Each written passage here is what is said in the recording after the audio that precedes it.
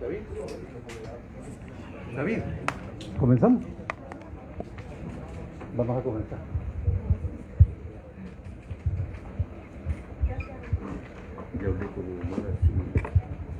Bueno, muy buenos días. Primero que todo, quisiéramos aprovechar el inicio de esta conferencia de prensa para felicitar a todos y a todas las periodistas. Como saben, hoy es el Día Internacional de los y las Periodistas, que fue instalado allá por 1958 por la Organización Mundial de Periodistas. Así es que desde la Mesa contra la Impunidad y el Grupo Gestor les deseamos felicidades en este día y gracias de verdad por acompañar estos procesos de información, estos procesos de comunicación que queremos trasladarles a ustedes desde las víctimas del conflicto pasado y las organizaciones que acompañamos este proceso por exigencia de la justicia transicional. Bienvenidos y bienvenidas. Estamos aquí diferentes organizaciones que trabajamos porque en este país se instale un proceso y que se haga una justicia transicional. Al igual nos acompañan víctimas del Mozote, aquí están de la comunidad, y vamos a empezar en este momento con el colega David Morales, quien iniciará esta conferencia de prensa. Vamos a hacer las presentaciones y luego tendremos espacio para preguntas y respuestas. Gracias.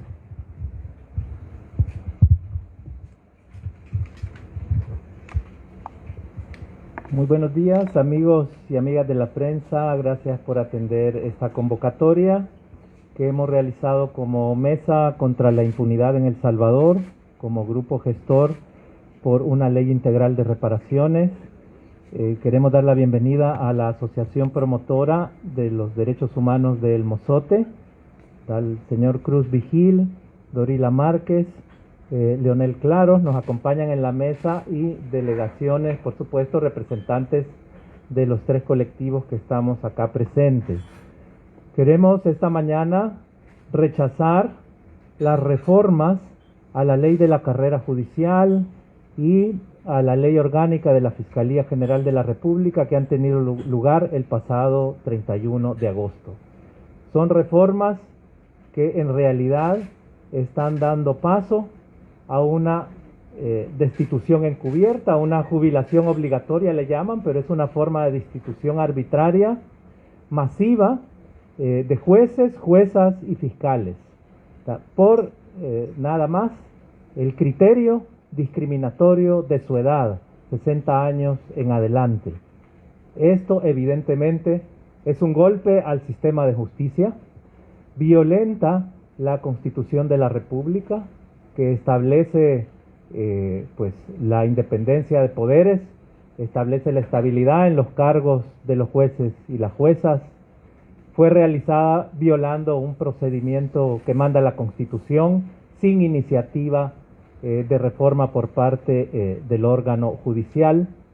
Es parte de un proceso mayor de desmontaje de la democracia que en este lugar está pasando en El Salvador.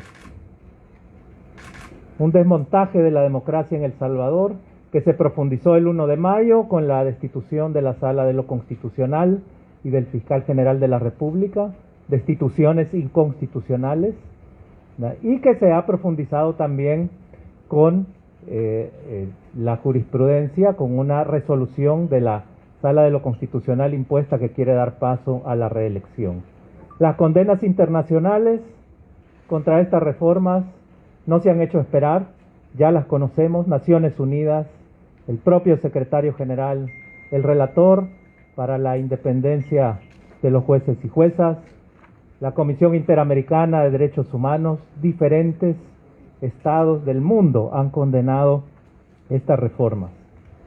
No solo se afecta los derechos de jueces, juezas y fiscales, se afecta también el derecho de la población, de la ciudadanía, a la tutela judicial efectiva, a contar con un juez natural, con un juez imparcial en caso de ser procesados, y las víctimas de los delitos, el derecho de contar con un juez imparcial para que juzgue por el atropello que ha recibido.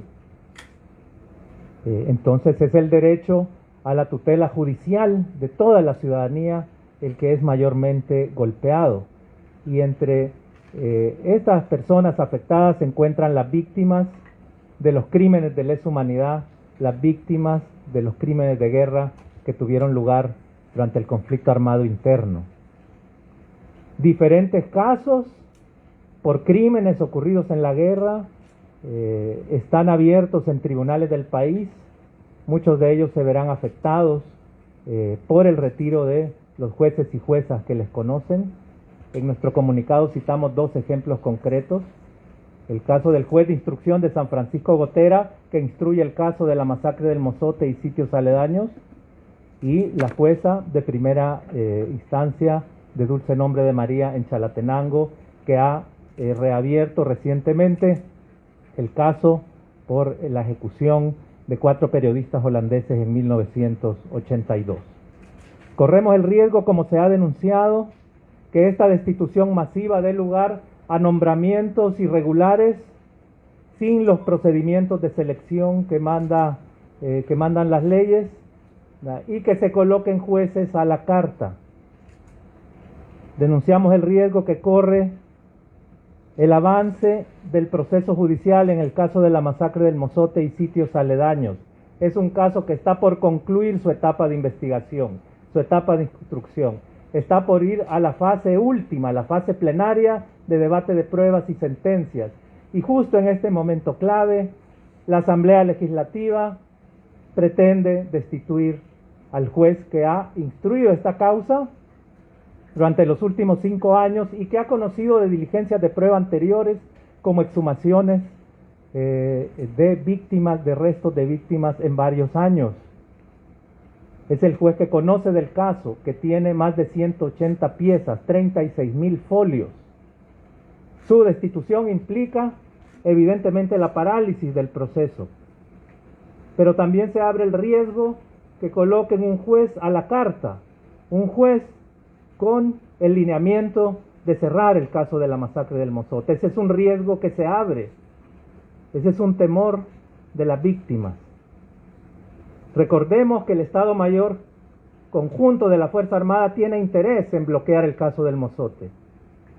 Ya el año anterior ordenó el ministro de la Defensa y el presidente de la República impedir las inspecciones de los archivos históricos en unidades militares, protegiendo a los criminales de guerra que perpetraron la masacre, principalmente, ¿verdad?, a los acusados, el exministro Guillermo García y los oficiales del batallón Atlacat que están siendo juzgados. Es un alto mando de la Fuerza Armada actual que tiene una posición clara de proteger criminales de guerra y bloquear el caso del Mozote. Así que la justicia está en riesgo y por eso elevamos esta denuncia y pedimos que las reformas no vayan adelante, que la Asamblea Legislativa derogue estas reformas, que el presidente Bukele las vete por inconstitucionales, que la Corte Suprema de Justicia no proceda a violar los derechos humanos de casi 1/3 parte de la plantilla del órgano judicial por estas razones discriminatorias y que desprotegen a las víctimas, que la Fiscalía General, el fiscal general se abstenga también de proceder a destituciones arbitrarias de fiscales. Estos son nuestros llamados, nuestras demandas para la Asamblea Legislativa que ha cometido este atropello contra la democracia. Cedo la palabra a mi compañera Sonia Rubio.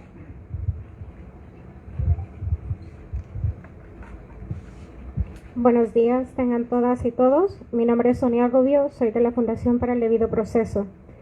Las reformas aprobadas por la Asamblea Legislativa salvadoreña son un nuevo atentado contra el Estado de Derecho y la democracia en este país, en tanto que minimizan o neutralizan las garantías mínimas de la independencia judicial y afectan considerablemente el régimen de protección que todo Estado constitucional de derecho debería de tener para la población.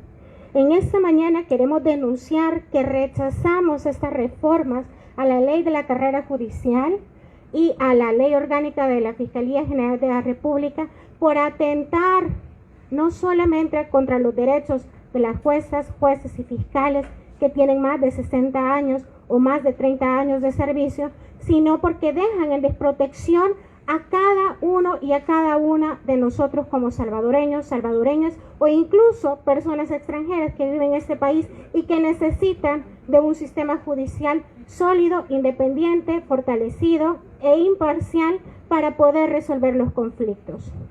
La semana pasada, ¿verdad?, el legislativo y sus voceros mandaron un claro mensaje que durante este gobierno el ejercicio de la función judicial va a estar sujeta a presiones, represiones o interferencias de poderes externos y que las reglas del juego pueden cambiar de forma inconsulta, opaca y expedita, ¿verdad?, atentando contra cualquier estándar en la materia y provocada sobre todo por un pequeño capricho de una élite que está en el poder que considera que no considera bien tener controles, ¿verdad?, previamente establecidos como los que medianamente habían estado funcionando en las últimas décadas en este país.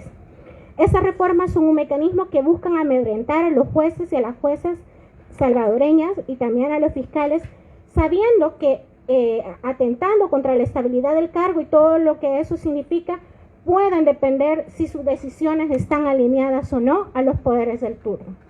Como ya mencionaba David anteriormente, esta reforma podría afectar hasta 1/3 de jueces y juezas que actualmente están en la función pública. Y esto permitiría que estas vacantes judiciales sean llenadas no cumpliendo con los principios y los estándares regulados en la materia, ¿verdad? No cumpliendo con los procedimientos ni con las exigencias de las cualificaciones profesionales meritorias y sobre todo por los indicios de imparcialidad que deberían de tener esos jueces o juezas. Además, quienes se quedan en estos cargos saben que en cualquier momento puede venir una nueva ley que les atente directamente contra su estabilidad, ¿verdad? Y eso hace una justicia a la carta, ¿verdad? Eso minimiza cualquier tipo de protección que como personas tenemos derecho por Constitución. Incluso el Estado salvadoreño ha ratificado y tiene obligaciones internacionales en la materia. Sabemos que esas decisiones no son nuevas, ¿verdad? Y tampoco son inventadas. Responden a un manual, ¿verdad?, que ya lo hemos visto en otros países de la región, donde los mismos sistemas autoritarios toman este tipo de decisiones que atentan contra la independencia judicial para poder anchar, ¿verdad?, y hacer de lo suyo sin ningún tipo de control. Las reformas aprobadas la semana pasada afectan directamente la independencia de los jueces, las juezas, porque ejercen un límite judicial por razones de edad, cuyo alegato ha sido querer depurar al órgano judicial por razones de corrupción, como que si el criterio de edad, ¿verdad?, o los años de ejercicio estén vinculados directamente al tema de corrupción. La corrupción, se ha dicho desde sociedad civil reiteradamente y también por organismos internacionales, se combate a través de investigaciones serias, procesos abiertos, ¿verdad?, que también reúnen ese tipo de situación. Lo que estamos atestiguando en estos días es el desmontaje, ¿verdad?, del Estado constitucional de derecho, que lamentablemente, y esta mañana nos convoca aquí, afecta directamente a las víctimas de crímenes de lesa humanidad y crímenes de guerra en el país.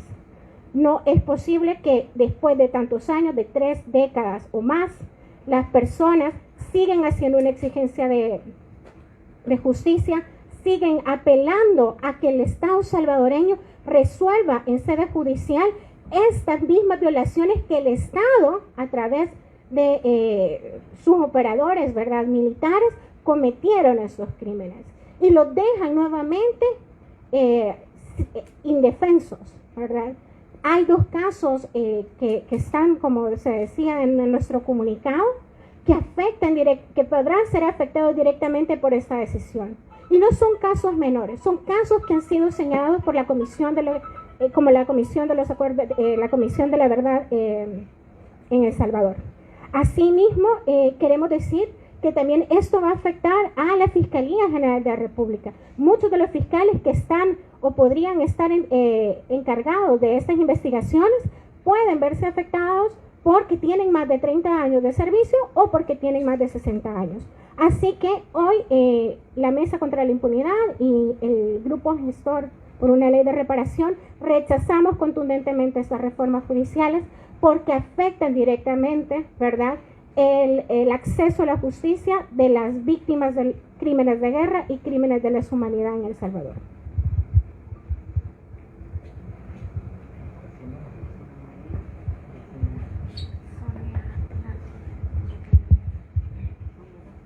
Buenos días a todos y todas. Mi nombre es José Cruz Vigil del CID. Soy el vicepresidente de la Asociación Promotora de Derechos Humanos del Mozote. Estamos aquí para pronunciarlo en base a todo lo último que se ha estado dando, más que todo en este sentido de las reformas que nos vienen a afectar no solo a las víctimas, sino que a todo mundo que está en procesos de investigación. Por ejemplo, nosotros la preocupación que tenemos como víctimas es que el proceso ya tiene casi los 40 años de venir en esta lucha. Lamentablemente tuvimos que recurrir a los medios internacionales para ver de tener de justicia, la verdad, de todos los hechos que se dieron. Lamentablemente el Estado nunca respondió positivamente. Ahora lo vemos en esta fase ya última, que ya estábamos para llegar a donde iba a ser la mostración de pruebas de las partes, pero vemos el problema que se nos puede venir. Si nos ponen otro juez que no conoce el caso, esto significa un retroceso o que vamos a empezar de nuevo. Lamentablemente, las víctimas que dieron su testimonio, que pusieron la demanda de primero, ya están muertos. Eso ya no van a poder venir a dar su testimonio nuevamente, porque eso puede ser una forma para retroceder el proceso y que quede en la impunidad. Entonces la preocupación de nosotros es eso, de que si los mandan otro juez, probablemente vaya con indicaciones a favor de alguien que no es de la víctima. Entonces esa es la preocupación que tenemos como víctimas, y no solo la del Mozote, sino que de otros lugares también que están en este proceso saldrían afectados. Entonces, en ese sentido, rechazamos rotundamente estas decisiones que ha tomado la Asamblea Legislativa, y la petición que nosotros hacemos como víctimas es que ese decreto, o sea, esa reforma, sea derogada para que sigamos este proceso y ojalá que tengamos éxito. Eso es lo que nosotros exigimos, porque si se hace un cambio de jueces, pues vamos a tener retrocesos y lamentablemente puede quedar directamente en la impunidad todo este esfuerzo que hemos hecho por tantos años, tanto las víctimas como organizaciones de derechos humanos que nos han apoyado, incluso también la Corte Internacional de Derechos Humanos, pues que ha estado siempre a la mano, o sea, en contacto con nosotros para seguir este proceso de que se haga justicia en El Salvador. Gracias.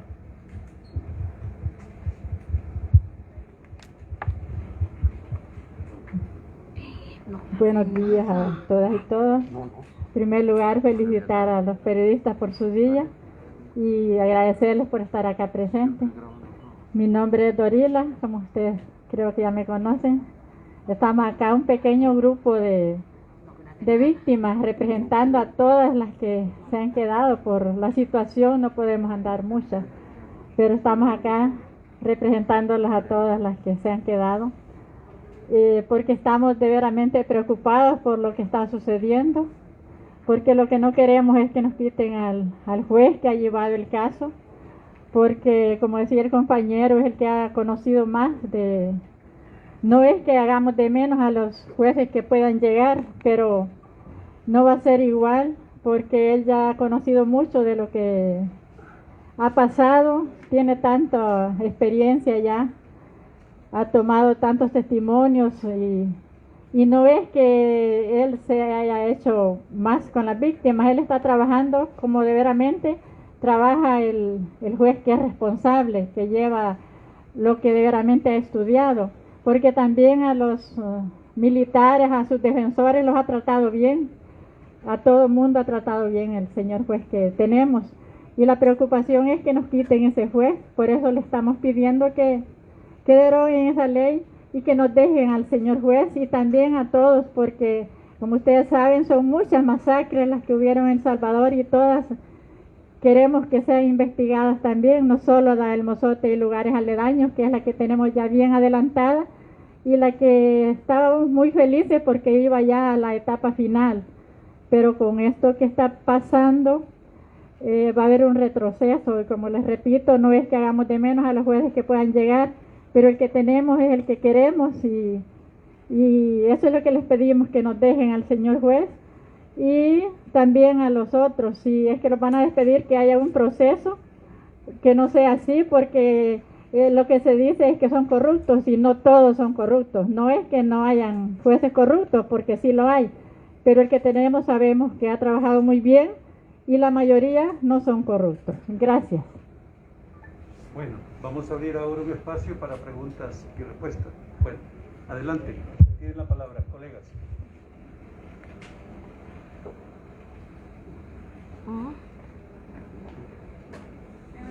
Adelante. Quisiera saber, ¿ustedes estarían de acuerdo en el caso, bueno, estas reformas a la ley de la carrera judicial no solamente hablan de el cese de labores de los pasos de los 60 años o de los 30 de carrera, sino que también dice que según diferentes características que puedan cumplir los jueces, ellos puedan ser llamados a servicio.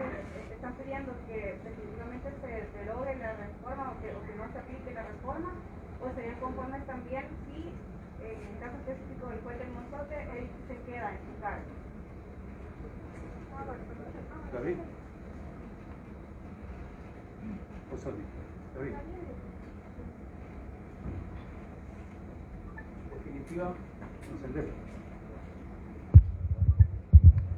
Definitivamente debe ser derogada toda la reforma.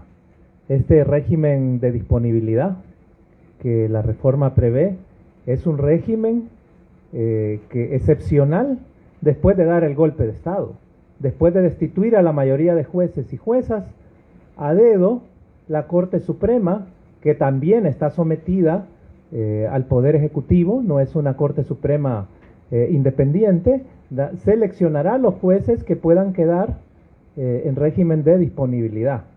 La reforma permite que estos jueces bajo régimen de disponibilidad pueden ser también trasladados o destituidos, y si un juez que lleva un caso relevante, por ese caso relevante se le mantiene, una vez el caso concluya, también será echado a la calle. Es decir, los que se queden bajo ese régimen se quedan siempre bajo la amenaza, con su independencia totalmente vulnerada. Nos parece que la postura pública que ha adoptado el juez Jorge Guzmán sobre este tema es correcta, ¿verdad? Y precisamente en un comunicado público hecho el día de ayer, la Asociación Promotora de Derechos Humanos le ha respaldado al señor juez en esa posición, porque toda la independencia judicial estaría socavada. Probablemente van a expulsar magistrados de cámara. Tenemos una nueva sala de lo penal, una sala de lo constitucional que responde a las órdenes prácticamente del presidente o de quienes les nombraron. Entonces, la independencia judicial en general está socavada y esta reforma la termina de desmoronar. Por lo tanto, es toda la reforma la que debe ser rechazada. Me parece que mi compañera Sonia quiere agregar un elemento en este punto. Sí, lo grave de este régimen de disponibilidad es que quita el estatus de juez, ¿verdad?, de protección judicial en el cargo a esas personas. Lo deja en este estado de excepción y ahora, o sea, en este momento todavía se goza del estatus de juez, que significa independencia judicial, o sea, estabilidad, protección a las amenazas. Pero fuera de la carrera judicial, esas protecciones se neutralizan, no existen, de forma tal que no existiría ninguna garantía que la justicia impartida por esos jueces o jueces en este régimen de disponibilidad sea apegada a la ley o no responda a los intereses de quienes les han nombrado. Hay algo clave dentro del nombramiento judicial que se llama el deber de gratitud. Si sabemos a quién le debemos, ¿verdad?, la estabilidad del cargo o nuestro salario, le respondemos. Y este tipo de casos, por ejemplo, de crímenes de lesa humanidad y de guerra, y todos los demás, laborales, civiles, mercantiles, penales, todos requieren unas garantías de jueces independientes, naturales, competentes y que tengan las protecciones debidas para poder dar sus fallos de forma imparcial e independiente. Así como lo ha dicho David, la postura del juez en el caso del Mozote es clara y debe de abolirse, ¿verdad? O de detenerse esta reforma a la ley de la carrera judicial. Gracias. ¿Otra pregunta? Sí, por favor.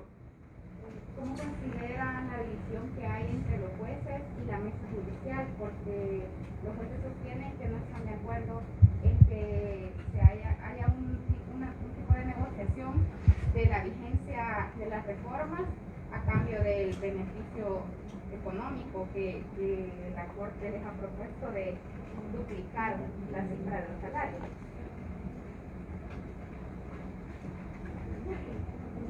Sí, lamentablemente desconozco la interioridad de las negociaciones entre los gremios o las agrupaciones de jueces con la Corte Suprema de Justicia. Sin embargo, desde fuera, desde las organizaciones de derechos humanos, a nosotros nos parece que este tipo de reformas no deben ser negociables, que no deben existir compensaciones para atender algunos daños de la destrucción a la independencia judicial que esta reforma causará. Este tipo de reformas deben rechazarse y no deberían ser negociables. La independencia de la judicatura no puede negociarse. La imparcialidad de jueces y juezas, la autonomía y la objetividad de los y las fiscales no puede negociarse para luego hacer probables nombramientos sometidos al poder político.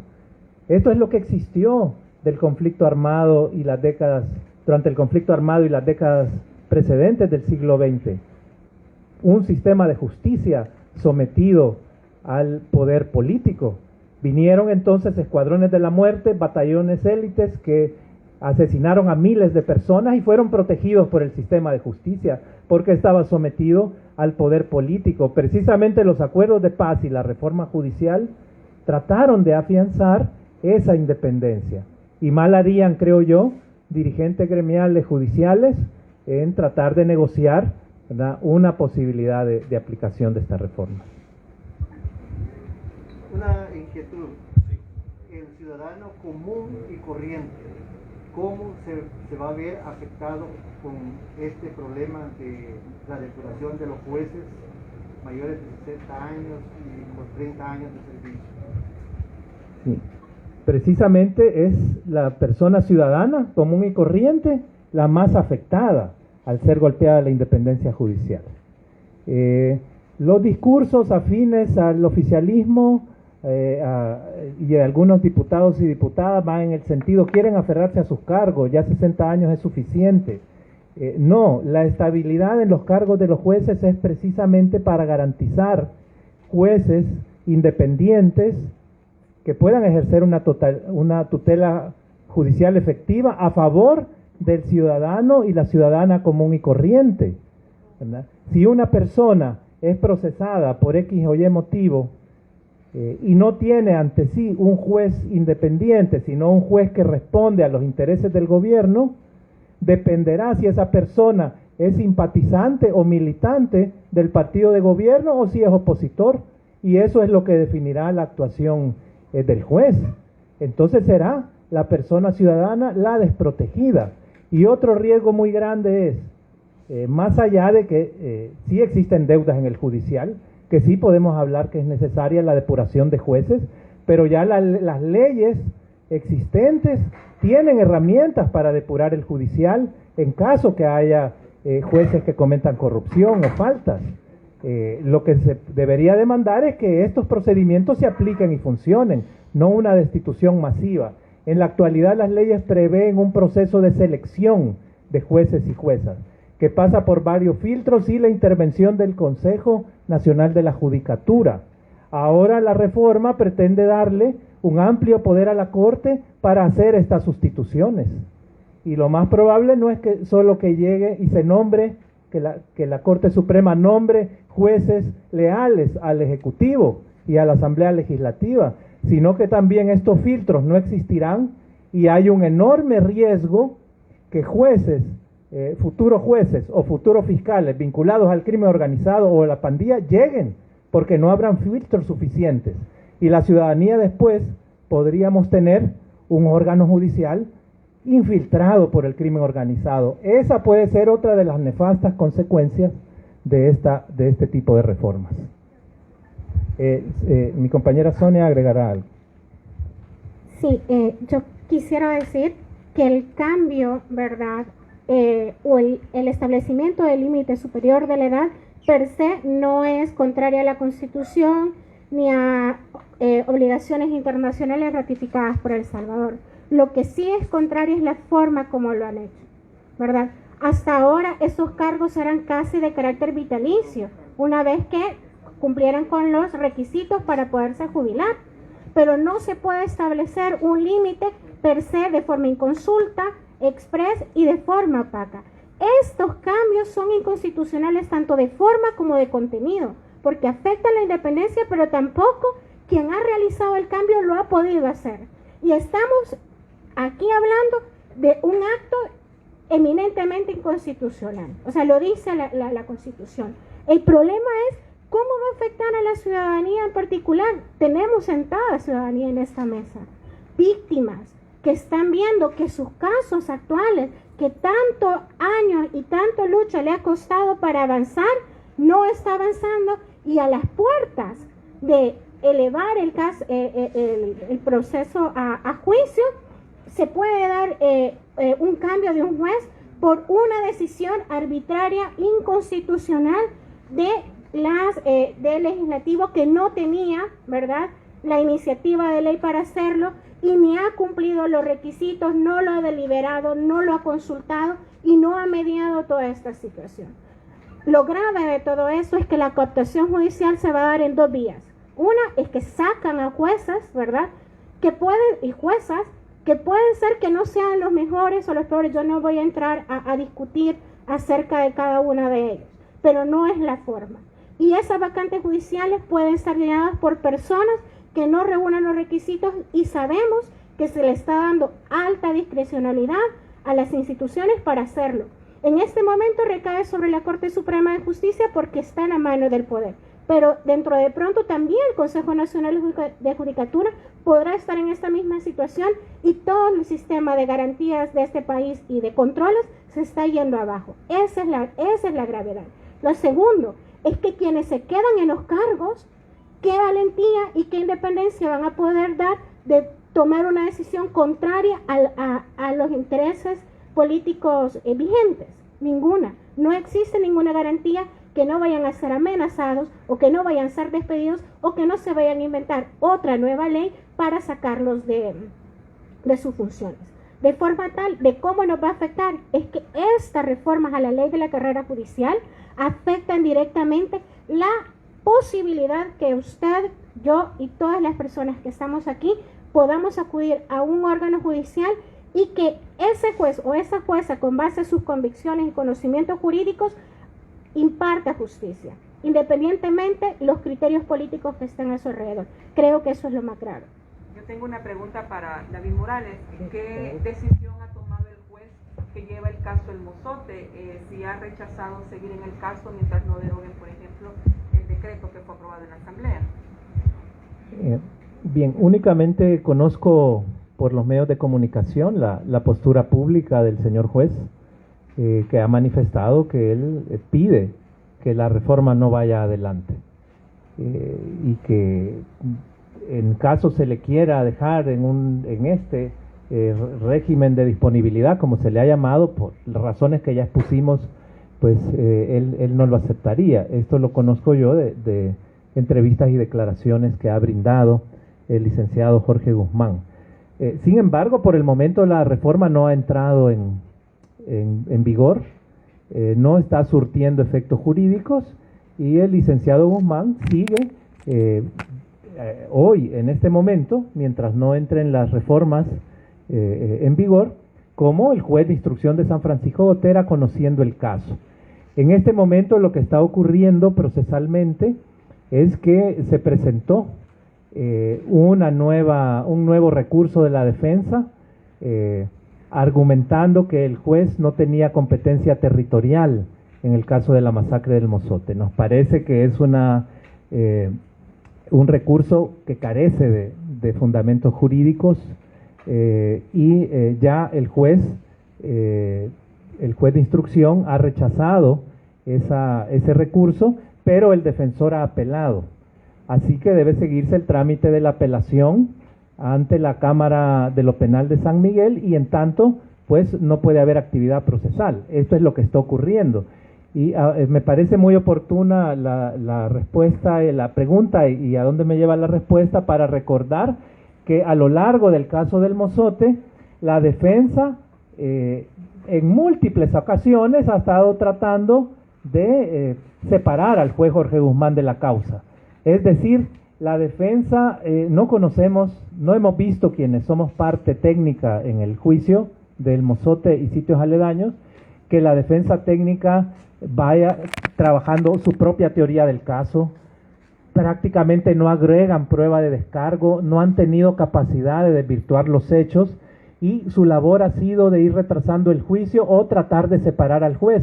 Y el sistema de justicia salvadoreño se lo ha denegado hasta hoy, pues la bancada CIAN ha hecho el trabajo de los defensores del Mozote de manera arbitraria y la bancada CIAN se ha convertido en pues la más efectiva defensa de forma impuesta y arbitraria de los responsables de la masacre del Mozote al ordenar la expulsión del juez Guzmán del tribunal que dirige. ¿Alguien más? Muchísimas gracias y reiteramos nuestros saludos y felicitaciones por el Día Internacional.